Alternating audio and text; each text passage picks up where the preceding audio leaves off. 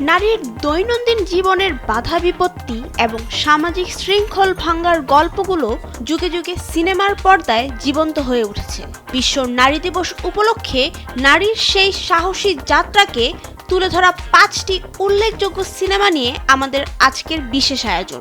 हाँ या ना में जवाब दीजिए। Don't shake your head. No. দিল্লির রাস্তায় হেনস্থার শিকার 3 নারীর বিচার পাওয়ার লড়াই নিয়ে নির্মিত 2016 সালের চলচ্চিত্র pink.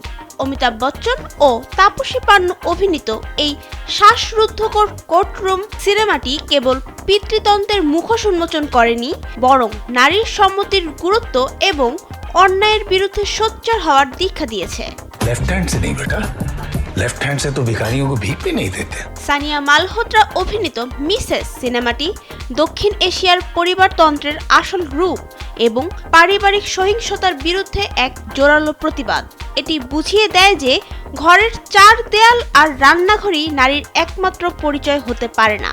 I'm like you now, ugly and unwanted. Margot রবির বারবি বিশ্বজুড়ে নারীবাদের এক নতুন সংজ্ঞা তৈরি করেছে।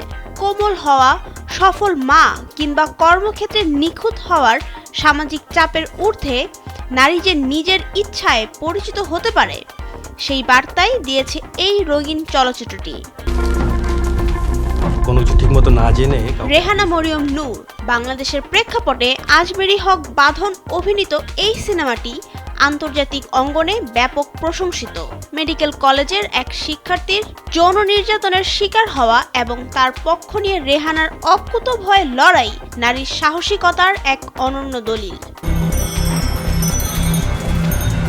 অমিতাভ রেজার রিক্সা গার্ল দেখিয়েছে নারীর ভিন্ন এক রূপ। বাবার অসুস্থতায় অভাবের সংসারে নোবেরা রহমানের রিক্সা নিয়ে রাস্তায় নামার গল্পটি জেন্ডার রোল ও পরিবারের প্রচলিত ধারণাগুলোকে ভেঙে চুরমার করে দেয়। রূপালী পর্দার এই নারী চরিত্রগুলো কেবল বিনোদন নয়, বরং কোটি নারীর অনুপ্রেরণা হয়ে টিকে থাকবে চিরকাল। নাবিলা রহিম, সময়ের আলো।